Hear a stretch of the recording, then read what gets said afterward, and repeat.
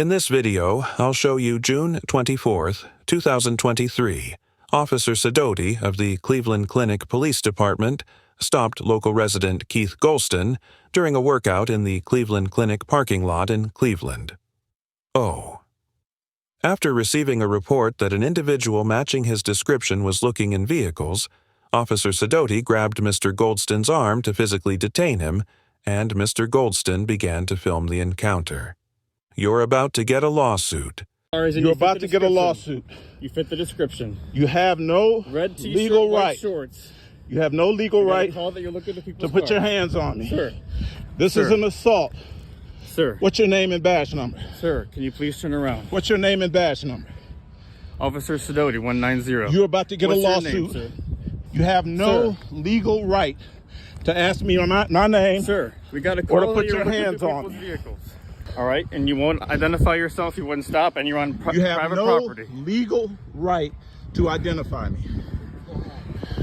We got a call that he was looking at people's vehicles, and he wouldn't stop. This character saw me up on the hill exercising, going through the lot. He started his car. He was up there sleeping or reading or something. Follow me down and stop me over here. I exercise here every day. Okay. I'm here. He put his hands on me I've never with seen no legal reason. We got a call that I got it on film. Okay. What's your name, officer? You have an ID on you? Officer Buchanan. Look, he has no reason to ID me. No legal reason.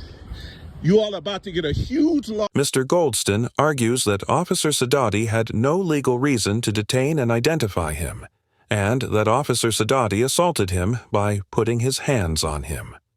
According to Ohio's Stop and Identify law, which is codified in Section 292(1.29) of the Ohio Revised Code, quote, "No person who is in a public place shall refuse to disclose the person's name, address, or date of birth when requested by a law enforcement officer, who reasonably suspects the person is committing, has committed, or is about to commit a criminal offense."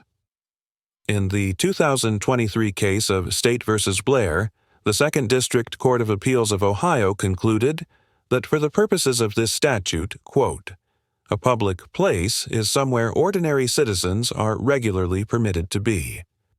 And in the 2017 case of State v. D.C., the same court determined that an individual was in a public place for the purposes of this statute when he was asked to identify himself in the parking lot of a closed business.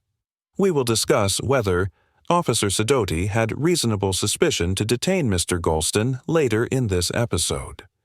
But for now, it is important to note that a court would probably find that the parking lot qualified as a public place under Ohio's Stop and Identify statute, even though he was on privately owned property, and that Mr. Golston was therefore required to identify himself if Officer Sidoti had reasonable suspicion that he was involved in criminal activity.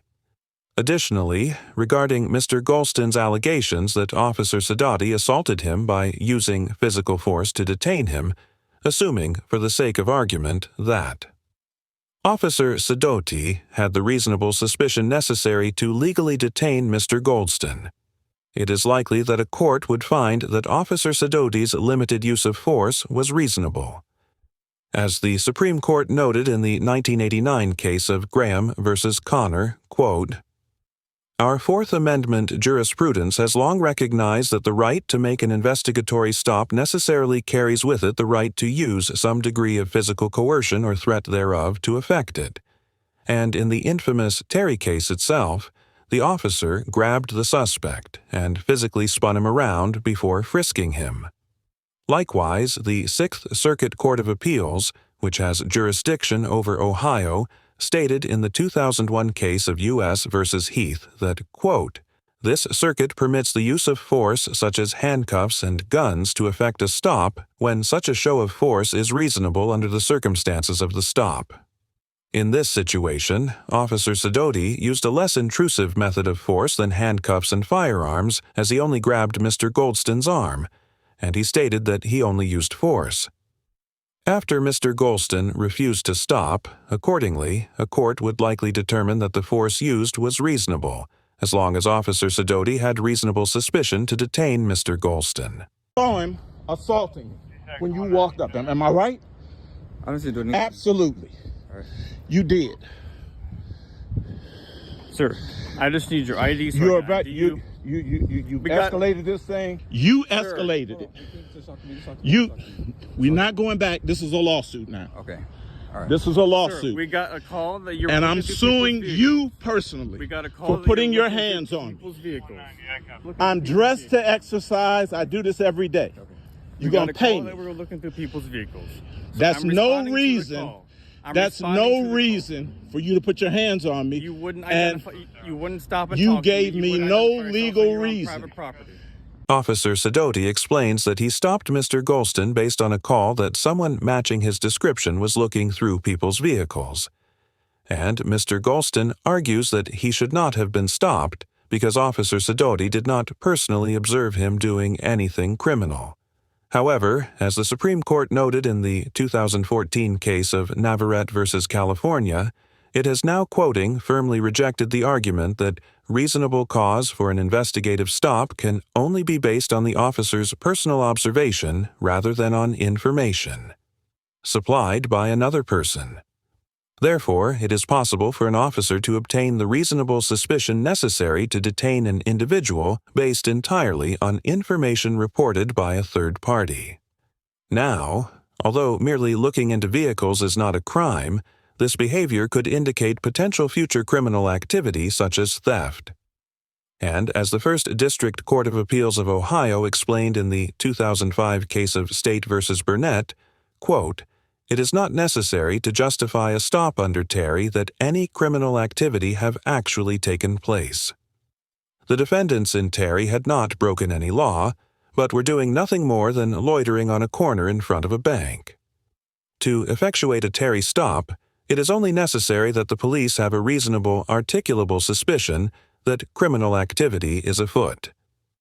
In the Burnett case, the court agreed with the lower court's determination that officers had reasonable suspicion to detain an individual after a citizen reported that he was repeatedly walking up and down a street that had a history of thefts from autos and looking into car windows.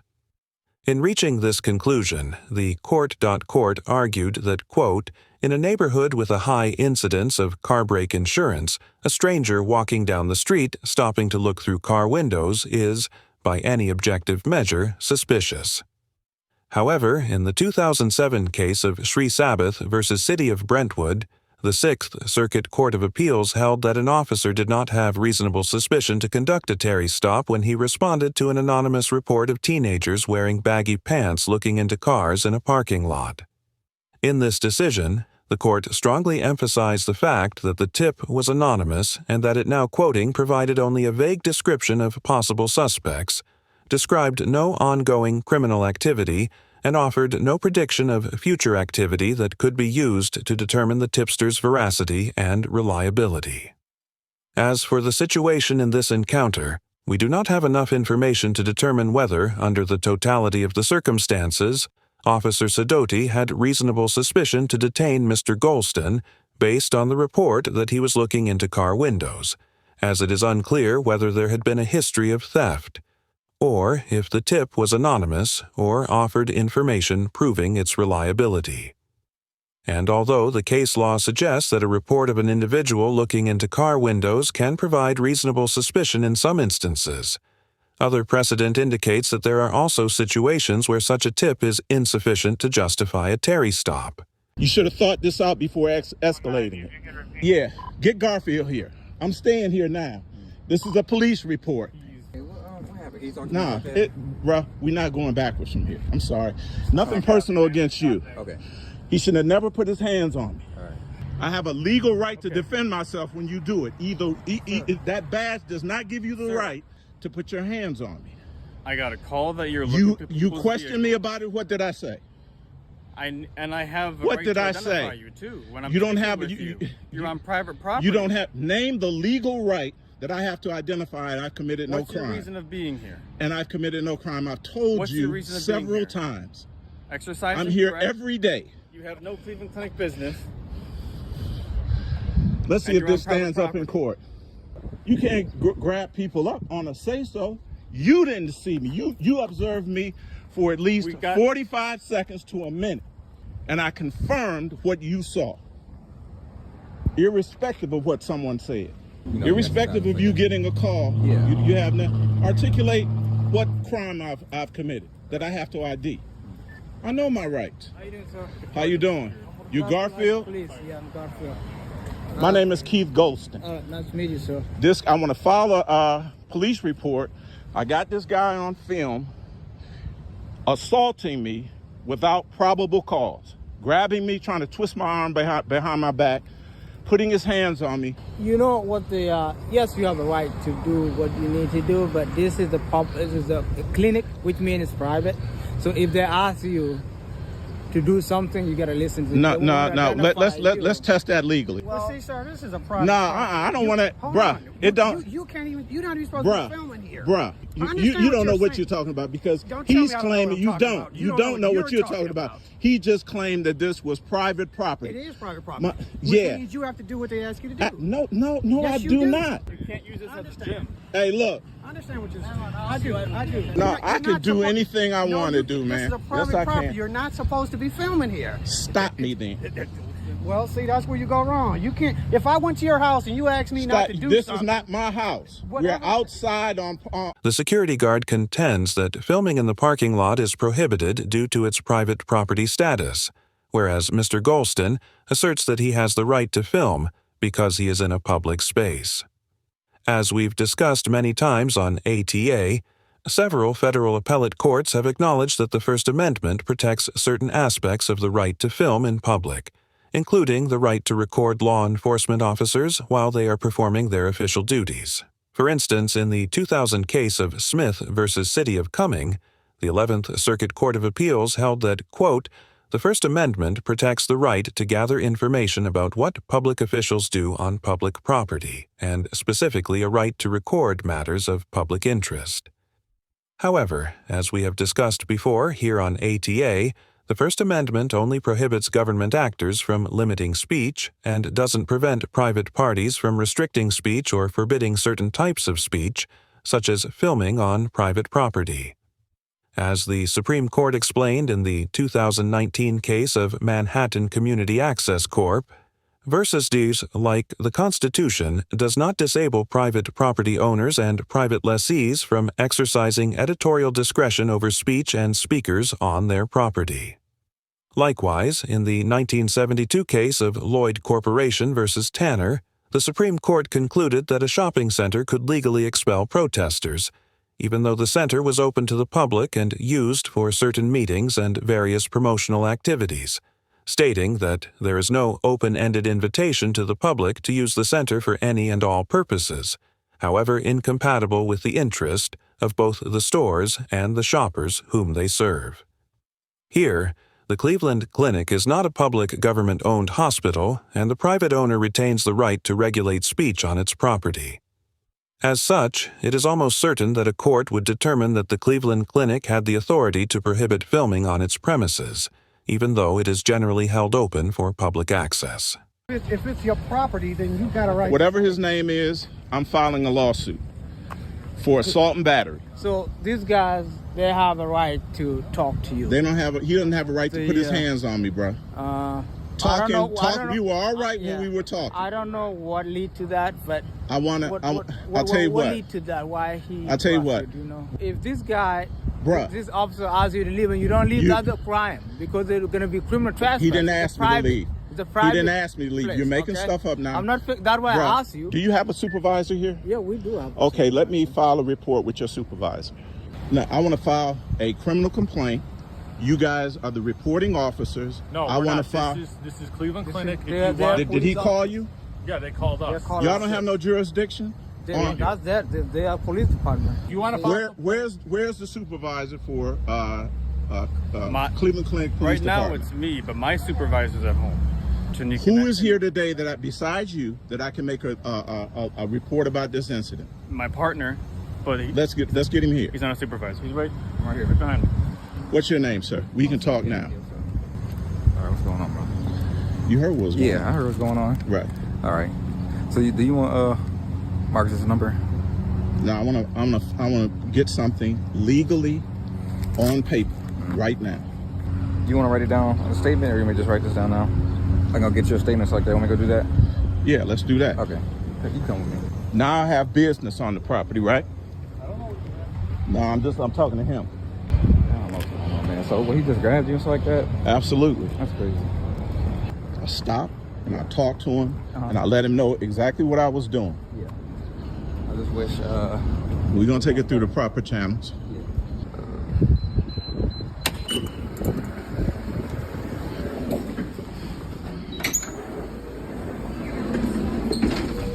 all right. Yeah, I'll give you my name. It's like that. You want to go somewhere else, or you just Yeah, I want to go sit down. Yeah, let's go. Should never got that honestly. Mr. Golston followed Officer Buchanan into the hospital facility to file a report on the encounter, but it is unclear whether he spoke to anyone else regarding the incident or escalated his complaint.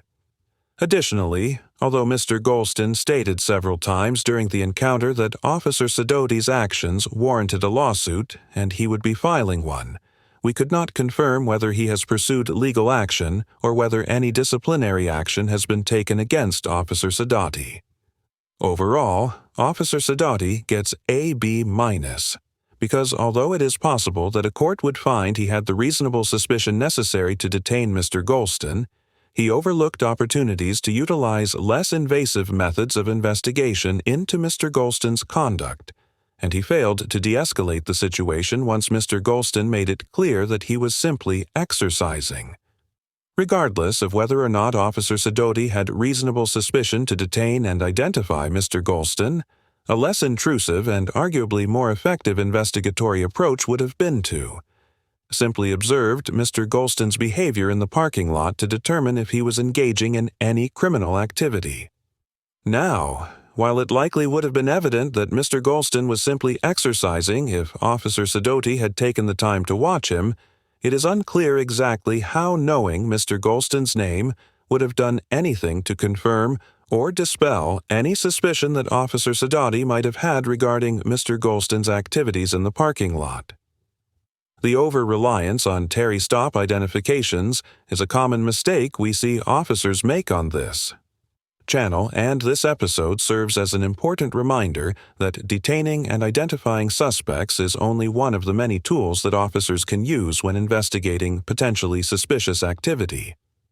Mr. Golston gets AB because although he demonstrated some misunderstandings regarding Terry stops, Ohio's identification laws, and the First Amendment, he respectfully but forcefully voiced his objections and strongly advocated for his constitutional rights.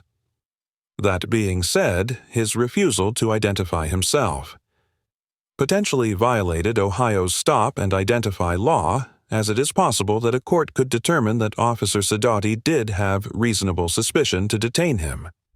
Now, while I sympathize with Mr. Golston's frustration at being stopped for simply exercising in a parking lot, it is essential that citizens understand that there are situations where officers are authorized to detain or even arrest individuals who have not committed any crimes, just as I do not have sufficient information to predict whether a court would conclude that Officer Sidoti, though he had reasonable suspicion to detain Mr. Golston, a citizen typically does not know everything that an officer stopping them knows. And this encounter demonstrates why it is often in a citizen's best interest to comply with officer identification demands in situations like this, particularly in states. Thank you very much for watching the video. Subscribe our channel for next video.